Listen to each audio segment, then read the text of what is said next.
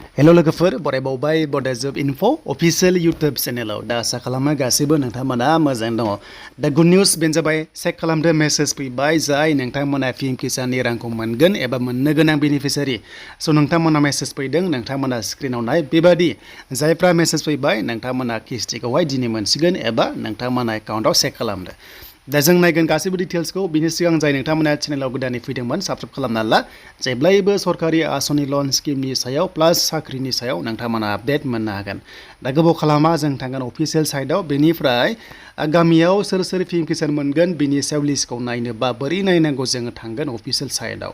दा जों अफिशियेल साइटआव फैबाय पीएम किसाननियाव आरो बेयाव फैनाय लोगो लोगो जोंहा मोननो गोनां किस्तिया दिनै हाबसिगोन बेनो जाबाय नोंथांमोननि 17 किस्ति नाथाय खायसे खायसे गोदानफ्रा फार्स्ट किस्ति सेकेन्ड किस्ति जि मोननो गोनां मोनगोन नाथाय जायफ्रा सिगांनिफ्राय मोनबाय थाखायो नोंथांमोना 17 किस्तिखौहाय दिनै मोनसिगोन बेनो जाबाय 5 बाजनाय लोगो लोगो खोथाखौ होदोंमोन नाथाय बिनि सिगां नोंथांमोनाव हाबनोबो हागौ बेखायनो एकाउन्टआव नोंथांमोना चेक खालाम एबा मेसेज नोंथांमोना नायबाय थानो हागोन दा बेनिफ्राय गामियाव सोर सोर फैसा मोनगोन बिनि लिस्टखौ नायनोबा नोंथांमोना मोनसे अपसन दङ बेनो जाबाय बेनिफिशियारि लिस्ट नैबे राइट साइड खनायाव दङ बेनिफिशियारि लिस्टआव नोंथांमोना खनसे क्लिक खालामना हो स' बेयाव खालामनाय लोगो लोगो पेजआ बेबायदि लडिं जागोन आरो जेब्ला पेजआ गेवगोन ना अब्लाथाय बेयाव नोंथांमोना स्टेट दंना बेखौहाय आसामखौ नोंथांमोना सेलेक्ट खालामनांगोन दा जों आसामखौ सेलेक्ट खालामबाय अके बेखौ खालामबाय डिस्ट्रिक्ट सेलेक्ट खालामबावदो नोंथांमोननि जायखिजाया एग्जाम्पल आं बेयाव लाबाय अदालगुरि हिसाबै लानाय जाबाय देन बेनिफ्राय साब डिस्ट्रिक्ट थाबावो बेखौ नोंथांमोना सेलेक्ट खालामदो बक्सआव जायखिजाया सेलेक्ट खालामबाय अदालगुरि हिसाबै लाबावबाय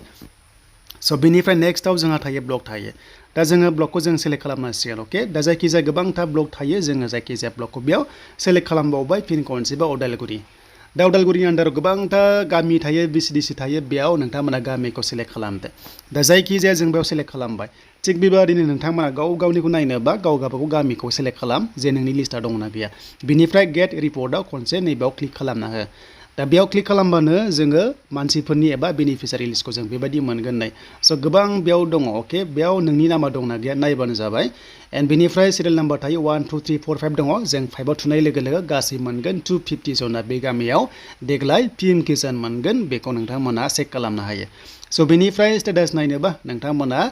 नो युवर स्टेटास होननाय मोनसे अपसन मोनो बे निउआव क्लिक खालामनांगौ अके देन बेयाव खालामनाय लोगो लोगो नोंनि स्टेटासा मा जाना दङ केवाइसि नांदों नाङाखै नोंथांमोना बेयाव गाव गावनि आइडिखौ होनानै नायबानो जाबाय स' बेखौ नोंथांमोना रोंखासिगोन देन बिनिफ्राय खायसे एफटिएफ प्रसेस येस जायो खायसे नो जायो दा नायदो किस्ति सोनाय लोगो लोगोसो खायसेया येस जायो थ' बेखायनो KYC land shedding Aadhaar card होआखैबा नोंथांमोना होबानो जाबाय बेनिफ्राय दिनैनि लास्ट जुदि नोंथांमोना दिनै मोनथिजोबसिगोन माने बाथ्रा जाबाय दिनै जायफ्रा पीएम किसान किस्ति मोना नोंथांमोना बुजिदो जे केवाइसि नोंथांमोना होनांगौ होननानै आरो जायफ्रा मोनो नोंथांमोना होनाङा जेबो होनांगौ गोनांथि गैया जाय मोनबाय थाखायो दा जोङो लाइभ प्रुफ हिसाबै नायनोबा जोङो पीएम किसाननि अफिशियेल मोनसे साइट दंबावो जों पीएम इभेन्ट्सआव फैदो आरो बेयाव फैनाय लोगो लोगो नोंथांमोननि पीएम किसाननि टाइमिंआ ओंखारबाय बेनो जाबाय 5 PM जानाय लोगो लोगो नोंथांमोननि एकाउन्टआव हाबसिगोन नाथाय बेनि सिगांबो हाबनो हागौ थ' बेखायनो चेक खालाम नोंथांमोना मेसेज नायबाय था आरो जायफ्रा मेसेज मोनदों पीएम किसान हाबनायनि स' नोंथांमोना मोनखागोन अके आरो जायफ्रा मेसेज मोनाखै किजानि नोंथांमोना प्रब्लेमबो दं जानो हागौ स' जायखिजाया नायदो दिनै 5थासिम नायदो बेनिफ्राय कमेन्ट्स खालामदो हाबबानो आरो हाबनाय लोगो लोगो नोंथांमोना मोनसे भिडिअ खालामबावगोन जाहाथे जायफ्रा मोनदों आरो मोनाखै मोनथिनाय बायदि स' बेनिफ्राय जायनोखि सेल्फ हेल्प ग्रुपआव दङ नोंथांमोनाबो किस्तिखौ मोनसिगोन 15 आगष्टनि सिगां बेनो जाबाय 10,000 आरो बै 10,000खौ 15 आगष्टनि सिगां सोगोन होनना बुंदों बेखायनो दायो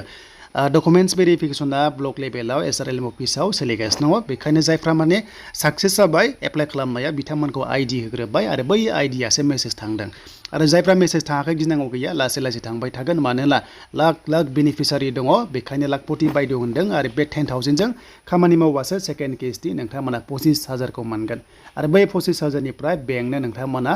12,500खौ नोंथांमोना सुद गैयालासे हरफिननांगोन एबा नोंथांमोना रिटार्न खालामनांगोन बेनिफ्राय लास्टआव माइक्र' फाइनेन्स जायफ्रानोखि लन गोनां दङ एनअसि होगोन होनना बुंगासिनो दङ आरो बे एनअसि होनायाबो नोंथांमोना हमना ला फुजानि सिगां मोननायनि चान्सआ दङ देन बेनिफ्राय नोंथांमोना जेब्ला मोनो बेखौ मोननो हागोन स' बेनोमोन दिनैनि थाखाय लेटेस्ट आपडेट